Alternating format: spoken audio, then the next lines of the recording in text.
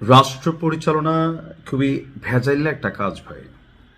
বিএনপির আজকে সরকার গঠন হয়েছে, শপথ নিয়েছেন, মন্ত্রিসভা গঠিত হয়েছে, প্রতিমন্ত্রী সভাও গঠিত হয়ে গেছে। তো সবকিছু মিলিয়ে বিএনপির নেতাকর্মীরা উচ্ছ্বাস প্রকাশ করছেন, কিন্তু দলটির যারা মূল কর্তা বা হর্তাকর্তা ব্যক্তি, বিশেষ করে জনাব তারেক রহমান থেকে শুরু করে সরকার পরিচালনায় যাদের সবচেয়ে বড় ভূমিকা রাখতে হবে এই দলটির, তাদের কাঁধে কি পরিমাণ ঋণের বোঝা চাপিয়ে গেছে এই ডক্টর ইউনূস সরকার।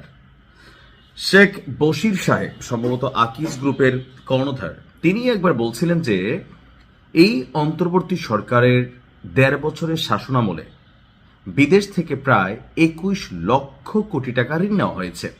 এটা নিশ্চয় আপনারা অনেকেই দেখেছেন। এর আগে আওয়ামী লীগ সরকার থাকতে এই ঋণের পরিমাণ ছিল আরো ২ লক্ষ কোটি, অর্থাৎ সব মিলিয়ে ২৩ লক্ষ কোটি টাকা ঋণ চাপায়ে গেছেন পরবর্তী সরকারের কাঁধে। যেহেতু বিএনপি এখন সরকার গঠন করেছে, ঠিক প্রথম দিনই এই সরকারের জন্য সবচেয়ে বড় চ্যালেঞ্জ হচ্ছে এই বৈদেশিক ঋণ পরিশোধ, নতুন করে ডেভেলপমেন্ট কার্যক্রম, ইকোনমিকে ব্যালেন্স করা, ডলারের রেটকে ব্যালেন্স রাখা, প্রবৃদ্ধির মাত্রা অর্জন করা, এরকম অনেক কিছু হিউজ চ্যালেঞ্জিং ইস্যু সামনে এসেছে। রাজনৈতিক সরকারের কাছে ক্ষমতা হস্তান্তরের মধ্যে দিয়ে নিজের কাঁধের বোঝা ডক্টর ইউনূস তারেক জিয়ার কাঁধে চাপিয়ে দিয়ে গেছেন।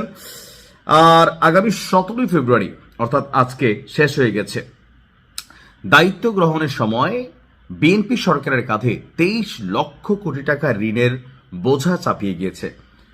পাশাপাশি ২০২৫ সালেও ব্যাংকিং উৎস থেকে সরকারের ঋণের প্রবৃদ্ধি ছিল ৩২% বেশি। এমন পরিস্থিতিতে ক্ষমতা গ্রহণের প্রথম দিন থেকেই বিএনপি সরকারকে অর্থনীতির একটা বড় চ্যালেঞ্জ মোকাবেলা করতে হবে। বাংলাদেশ ব্যাংকের তথ্য অনুযায়ী ২০২৪-২৫ অর্থ বছর শেষে দেশি বিদেশি উৎস থেকে নেওয়া সরকারের ঋণের পরিমাণ দাঁড়ায় ২২,৫০,৯০৪ কোটি টাকা। চলতি অর্থ বছরের জুলাই থেকে ডিসেম্বরের সময়ে সরকার শুধুমাত্র ব্যাংকিং উৎস থেকেই ৬১,১৪৮ কোটি টাকা নিয়েছে। এখন আসলে এই ১.৫ বছরে দেশে কি উন্নতি হয়েছে, কি ডেভেলপমেন্ট হয়েছে, কি সংস্কার হয়েছে আমি আসলে জানি না। তবে অনেক জায়গায় রাস্তাঘাট, যেমন আমার কুমিল্লা ৫, এখানে বুড়িচুং ব্রাউনপাড়া যে রোড আছে, এই রোডটাতে উন্নয়নের কাজ হয়েছে।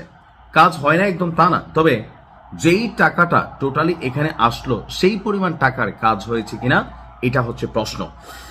দর্শক, এই সময়ে ১০৭,৪০,০০,০০০ নেট বৈদেশিক ঋণ আমরা গ্রহণ করেছি।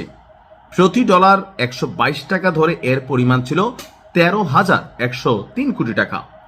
সেই হিসাবে চলতি অর্থ বছরের প্রথম ৬ মাসে সরকার দেশি বিদেশি উৎস থেকে ৭৪,২৫১ কোটি টাকা ঋণ নিয়েছে। সব মিলিয়ে গত ১.৫ বছরে আপনার সরকারের ঋণের পরিমাণ দাঁড়িয়েছে ২৩,১৫,১৫৫ কোটি টাকা। আমরা যারা ভাবতেছি যে বিএনপি সরকার আসার সাথে সাথে একদম সবকিছু জনাব Tarique Rahman I have a প্ল্যানের মাধ্যমে সুপার ম্যাজিক দিয়ে তিনি সব সমাধান করে ফেলবেন, এটা কিন্তু সম্ভব না। কেন? কারণ এই সরকারকে প্রথম যে চ্যালেঞ্জটা মোকাবেলা করতে হবে, যেগুলো বৈদেশিক ঋণ পরিশোধ করতে হবে। আপনি বিশ্বব্যাংক থেকে টাকা আনবেন, আপনাকে পরিশোধ করতে হবে। আপনি আকু থেকে টাকা আনবেন, আপনাকে পরিশোধ করতে হবে। যেই দেশগুলোর সাথে বড় বড় মেগা প্রজেক্টগুলো কানেক্ট ছিল, অথবা ডক্টর ইউনূস সরকার বা তার যে উপদেষ্টারা যারা দেশ ছেড়ে এখন পালানো শুরু করছে, এই যে টাকা আনছে, আইনা কত টাকা ব্যয় করছে বা কত টাকা কি হয়েছে, সেটা হয়তো আস্তে ধীরে বের হওয়া শুরু হবে। তবে অনেক উপদেষ্টাদের পলায়নে জনমনে প্রশ্ন তৈরি হয়েছে, ভেতরে কি কোনো অন্য ধান্দা ছিল? হয়তো কিছু না কিছু ছিল। এখন যখন সরকার গঠনের আগেই ২-১ জন ভাইগা গেছেন ডক্টর ইউনূসের কাছের লোক, তখন মানুষের মধ্যে তো প্রশ্ন আসে, ২৩ লক্ষ কোটি টাকা ভাই কোথায় খরচ করছেন, এটার হিসাবটা কিন্তু আপনাদের দিয়ে যাইতে হবে। বাংলাদেশের জনগণ জানতে চায়। ভালো থাকুন। আসসালামু আলাইকুম।